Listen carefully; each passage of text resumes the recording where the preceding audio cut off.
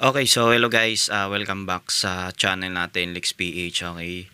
So for today's video guys, ituturo ko po sa inyo ngayon no, kung paano kayo gumawa ng isang bagong account or yung Smurf account tatawagin nila, or kung gagawa pa kayo ng panibagong account dito sa Mobile Legends guys. Ituturo ko sa inyo guys yung pinaka simple at pinaka mabilis na paraan, no? Okay.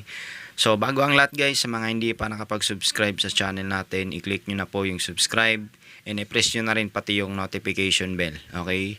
So ngayon guys, ang gagawin muna natin dito guys, babakapan muna natin yung Mobile Legends na folder natin. So close muna natin to. Tapos punta kayo guys sa C archiver nyo. Okay. Then punta kayo ng device storage, Android, data. Then hanapin nyo dito guys yung folder ni Mobile Legends. Yung gagawin nyo lang dito guys, i-rename nyo lang po siya or dagdagan nyo lang ng kahit anong number sa dulo. Ayan. Kasi i-clear data natin guys yung Mobile Legends natin, no? Okay? Para hindi mapasama guys yung mga file resources na i-download natin. Okay? So long press lang natin yan, tapos click natin yung app info. Tapos punta tayo dito sa storage usage nya. I-clear data natin to ngayon. Then after neto guys, punta kayo sa settings ng phone nyo. So hanapin nyo dito guys yung manage app or app management settings.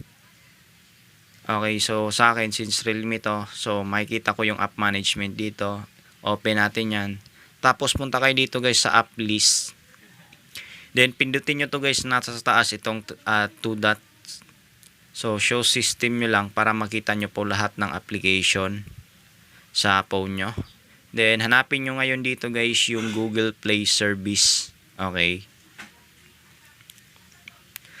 So ang gagawin nyo dito guys sa Google Play services nya is i-clear data nyo rin to, no, para mare-reset yung or mare-restart yung account na nakalagin sa Mobile Legends nyo. Okay, so ang gagawin nyo lang dito, i-clear data nyo lang po siya, no. Okay, then after nito guys, ibalik na natin yung nirename nating Mobile Legends files dun sa C archiver natin. Ibabalik natin yung original file name nya. So punta tayo ng data. Tapos ito, tanggalin lang natin guys yung number 4 sa dulo, no. Okay. So ayan. Then pwede na natin guys i-open yung Mobile Legends natin. Okay.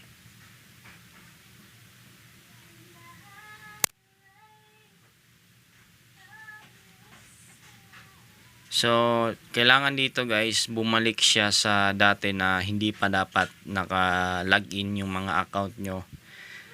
Kumbaga, yung pinaka unang lobby niya pa na hindi nyo pa nailalagin yung mga account nyo sa FB or sa Moonton, yan, para makapag-create kayo ng panibagong account, no? Okay.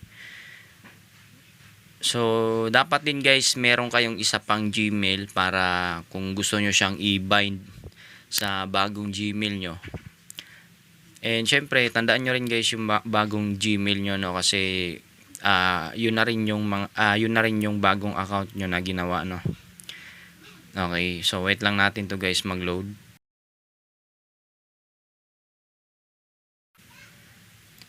Okay, so eto na guys, no, bumalik na siya sa dati na dapat ganito dapat yung pinaka begin ng interface niya, kasi kung gusto niyo gumawa ganyan nito, ayan. 'Di ba? Okay. Syempre, after niyo 'to magawa guys, yung IGN niyo dito, dapat meron kayong isa pang bagong Gmail para kung gusto niyo siyang i-bind doon or i-connect doon sa bagong Gmail niyo.